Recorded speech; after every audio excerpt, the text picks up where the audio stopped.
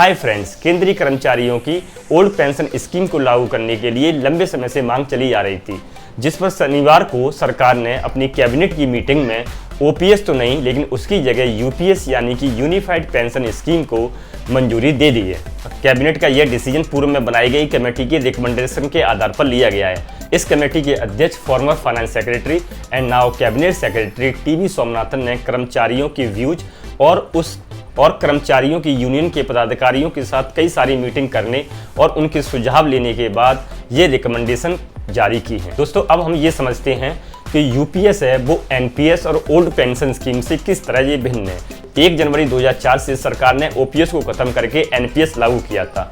OPS में जब कोई कर्मचारी रिटायर होता था तो रिटायरमेंट के टाइम उसकी जो बेसिक पे होती थी उस बेसिक पे का 50% प्लस डीए पेंशन के रूप में कर्मचारियों को दिया जाता था। लेकिन एनपीएस के लागू होने के बाद कर्मचारियों को अपनी बेसिक पे और डीए का 10% कंट्रीब्यूट एनपीएस में करना होता था और सरकार इसमें अपना 14% कंट्रीब्यूशन एनपीएस अकाउंट में कर्मचारी की डालती थी। जब कोई कर्मचारी एनपीएस में लास्ट में रिटायर होता है तो उसका खुद का कंट्रीब्यूशन जो 10% करता आया है और सरकार ने जो 14% कंट्रीब्यूशन किया है उसका टोटल जो भी एनपीएस अकाउंट में कॉर्पस होता था उसमें से 60% रिटायरमेंट के टाइम कर्मचारियों को एक मुश्त भुगतान कर दिया जाता था, जिस पर ये पैसा टैक्स फ्री था। जो उसका 40% पैसा एनपीएस कॉर्पस में रह जाता था उसको जो भी सरकारी ब्याज होती है उसके हिसाब से जो ब्याज उसकी बनेगी वो पेंशन के रूप में कर्मचारी को दिया जाता था। जो कर्मचारी एनपीएस में 10 साल या 11-12 साल सर्विस करके रिटायर होता था उसकी जो पेंशन है वो 2600-2700 या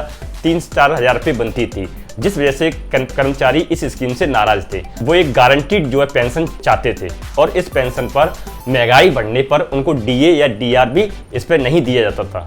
अब हम ये समझने की कोशिश करते हैं कि यूपीएस यानी कि यूनिफाइड पेंशन स्कीम सरकार लेकर आई है, इसमें क्या प्रावधान आपके लिए किए गए हैं। दोस्तों, इसमें जो आपका बेसिक पे और डीए का जो 10% कंट्रीब्यूशन जो एनपीएस में होता था वो सेम कंट्रीब्यूशन आपका इसी तरह होता रहेगा और सरकार जो अपना 14% कंट्रीब्यूशन करती थी अब सरकार उसमें 18.5% अपना कंट्रीब्यूशन करेगी।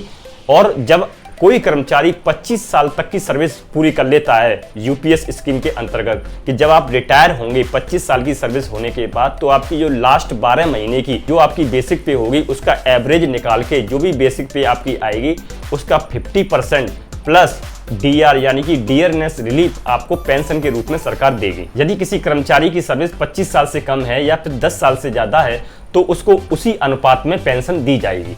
और जो कर्मचारी कम से कम 10 साल सर्विस करता है यूपीएस स्कीम के तहत तो सरकार ने उसकी जो मिनिमम पेंशन है वो 10,000 फिक्स कर दी है, प्लस उस पर डीआर जो है अलग से उसे मिलेगा। यानी कि यदि आज के टाइम कोई 10 साल कम से कम सर्विस करके यूपीएस स्कीम के तहत जाता है कोई कर्मचारी रिटायर तो उसको 10,000 और प्लस जो डियरनेस रिलीफ है आज के हिसाब से लगभग उसे 15,000 रुपये जो पेंशन के रूप में मिलेंगे। इस स्कीम का फायदा दोस्तों उन कर्मचारियों को भी दिया जाएगा जो 1 जनवरी 2004 के बाद जिन्होंने ज्वाइनिंग की थी और इस स्कीम के लॉन्च होने से पहले वो रिटायर हो चुके हैं, तो उन लोगों को भी इस स्कीम का फायदा दिया जाएगा। उनके अकाउंट्स के एडजस्टमेंट करने के बाद जो भी उनका पैसा बनेगा उन्हें एरियर के रूप में दिया जाएगा और उनको पेंशन जो है इसी हिसाब से फिक्स कर दी जाएगी यूपीएस में जो प्रावधान किए गए हैं। उन कर्मचारियों का जो भी एरियर्स बनेगा उस एरियर के ऊपर सरकारी पीपीएफ के हिसाब से ब्याज भी उनको दिया जाएगा। इस स्कीम को चुनने का विकल्प कर्मचारियों के पास रहेगा, यानी कर्मचारी यदि चाहे तो वो एनपीएस में रह सकते हैं या फिर यदि वो यूपीएस चुनना चाहते हैं तो यूपीएस में जा सकते हैं। उन्हें ये स्कीम चुनने का सिर्फ एक चांस दिया जाएगा, उसके बाद उन्हें कोई चांस नहीं दिया जाएगा। यूनिफाइड पेंशन स्कीम में कर्मचारियों का जो कंट्रीब्यूशन है वो 10% सरकार ने फिक्स कर दिया है और जो 18.5% जो कंट्रीब्यूशन सरकार का है वो अपना कंट्रीब्यूशन सरकार बढ़ा भी सकती है और घटा भी सकती है। इसका अवलोकन सरकार हर 3 साल बाद किया करेगी। यदि उसे ज़रूरत बढ़ाने की है तो बढ़ाएगी, घटाने की है तो घटाएगी, लेकिन ये ऐसा वो इसलिए करेगी जिससे आपकी जो पेंशन है जो गारंटीड पेंशन है वो आपको मिलती रहे उतनी।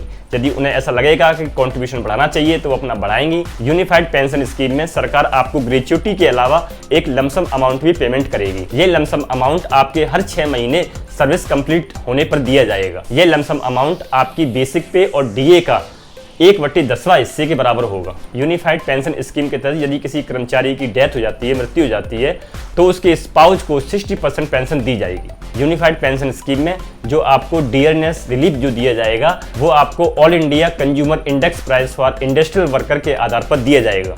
ये स्कीम 1 अप्रैल 2025 से लागू होगी और इसमें 23 लाख केंद्रीय कर्मचारियों को इसका बेनिफिट मिलेगा। यदि स्टेट गवर्नमेंट चाहें तो वो भी इस स्कीम को अपना सकती हैं और राज्य सरकार के 90 लाख कर्मचारियों को भी इसका बेनिफिट हो सकता है। अब आपके लिए यहाँ पर दोस्तों हम 2 सवाल छोड़ते हैं, हमें कमेंट करके बताइए।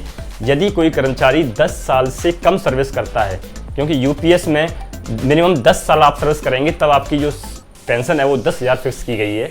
यदि कोई कर्मचारी 10 साल से पहले रिटायर हो जाता है तो उसकी पेंशन कैसे कैलकुलेट होगी, पहला सवाल ऐसे हमें कमेंट करके बताइए। और दूसरा सवाल आपके लिए ये है कि यूनिफाइड पेंशन स्कीम में जो कर्मचारी अपना 10% कॉन्ट्रीब्यूशन कर रहा है तो क्या उसके कॉन्ट्रीब्यूशन का पैसा जो भी लास्ट में जमा हो जाएगा रिटायरमेंट तक, तो वो पैसा क्या उस कर्मचारी को मिलेगा या नहीं।